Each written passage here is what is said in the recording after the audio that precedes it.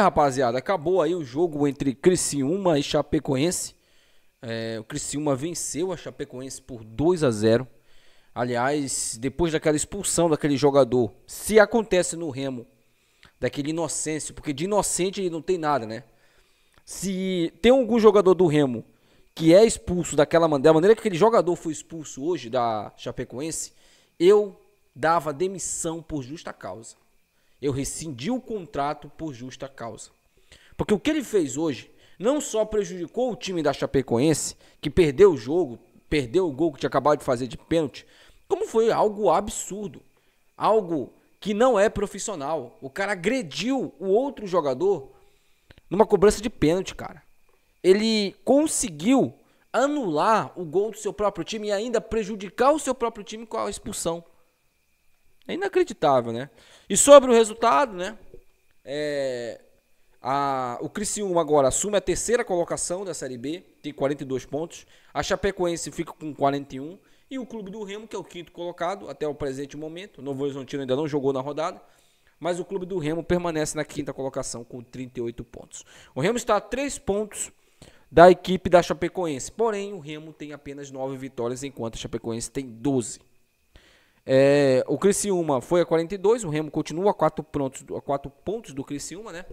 O Criciúma, que na próxima rodada enfrenta aí a equipe do Volta Redonda dentro de casa. Volta Redonda, aliás, fora de casa, tá? O Volta Redonda que venceu, né, a Mucura fora de casa por 2-1, agora vai tentar vencer novamente agora a equipe do Criciúma. Vamos torcer Volta Redonda, né? Mas o Volta Redonda enfrenta o Remo.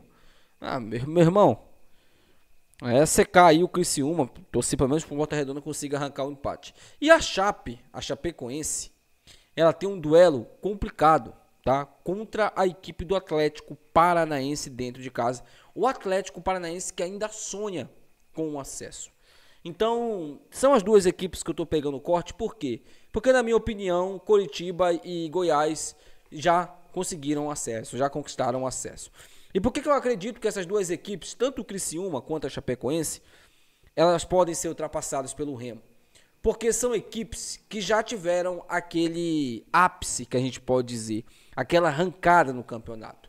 Tanto a Chapecoense quanto o Criciúma tiveram uma arrancada que o clube do Remo ainda não teve. A hora é agora. Todo time, quando ele conquista um acesso, ele tem uma arrancada.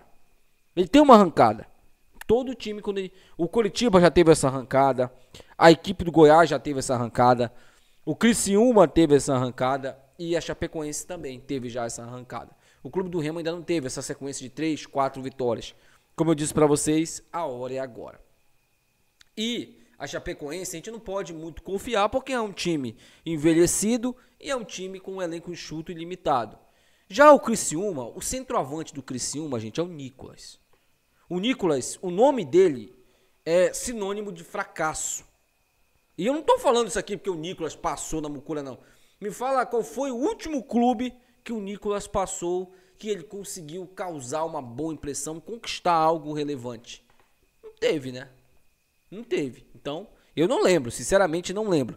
Se você lembra aí, me deixa aqui nos comentários. Mas é isso. E o clube do Remo tem que agora fazer a parte dele e vencer o Vila Nova. Se quiser ainda sonhar, encostar com os times aí, né, o famoso pelotão ali de elite, vai ter que vencer a equipe do Vila Nova. E detalhe interessante, né, que a gente tem que falar sobre esse duelo contra o Vila Nova. O Remo tem a condição de buscar essa vitória sim, porque a equipe do Vila ainda não jogou na rodada, vai jogar, pode vencer e aí pode se tornar um jogo de 6 pontos. Nesse momento, estão jogando, já está com 44 minutos, 43 minutos, a equipe do América Mineiro contra o Operário. Confronto ali de meio de tabela da parte de baixo. O jogo está 1-1. O América desperdiçando 2 pontos em casa, né? Pontos aí preciosos que poderiam deixar o América encostado no Botafogo que perdeu o jogo ontem. E afundar ainda mais a Mucura, né? Na zona de rebaixamento. Mas o jogo ainda não acabou, tá? O América pode, quem sabe, vencer. Ainda hoje teremos Avaí e Goiás, o jogo que encerra aí a rodada de hoje, né? Os jogos de hoje, que foram 3 jogos na Série B do Campeonato Brasileiro. Primeiramente, gente, o Remo tem que somar os 45 pontos. Estamos a 7 pontos disso. né? Ainda temos ainda 13 jogos, o Remo não cai, né? O Remo não cai mais. A gente sabe disso, mas é importante que a gente some logo essa pontuação para garantir. É importante que garanta logo de uma vez para que a gente não fique sofrendo com esses problemas aí de rebaixamento, com perigo de rebaixamento. Bom, o treinador Antônio Oliveira deixou um enigma no ar. Por quê?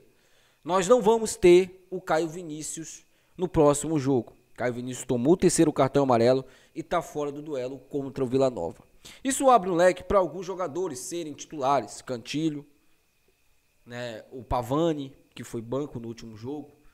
Eu acredito que o Pavani ganhe essa vaga. Tem o Luan Martins voltando também. E poderemos ter também no ataque do Clube do Remo a volta do Marrone.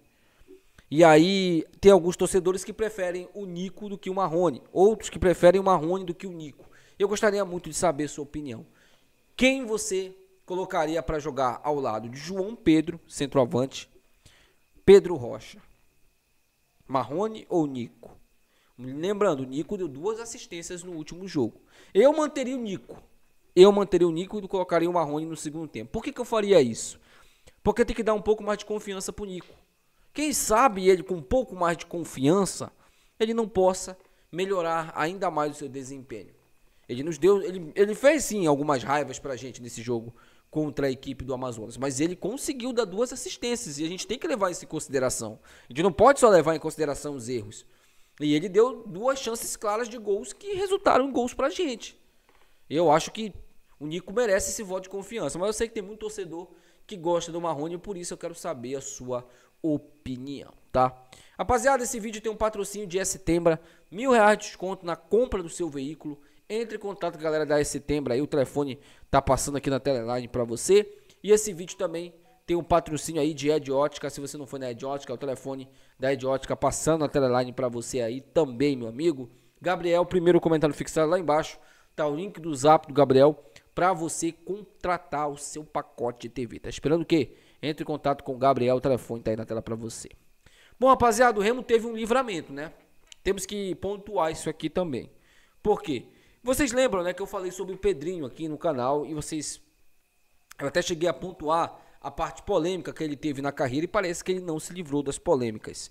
E lembrem-se de que o Pedrinho, ele chegou no NASP, foi aprovado, a informação que eu tive é que ele foi aprovado pelo NASP, e o que me passaram de informação é que não fecharam com ele, porque o próprio Pedrinho alegou, né, problemas pessoais.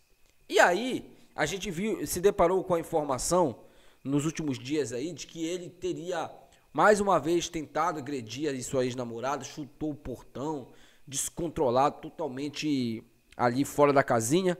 Tem até vídeo rolando nas redes sociais aí e eu posso dizer pra vocês que foi um livramento, né? O Pedrinho não jogar com a camisa do Remo. Porque imagina só, esse cara chegando no Remo. A gente lembra muito do Vitor Andrade, lá em 2021, quando ele acabou com as nossas possibilidades de conseguir ficar na Série B daquele ano, quando ele foi expulso naquele jogo contra o Vasco. Ele já tinha prejudicado o Remo em outras ocasiões.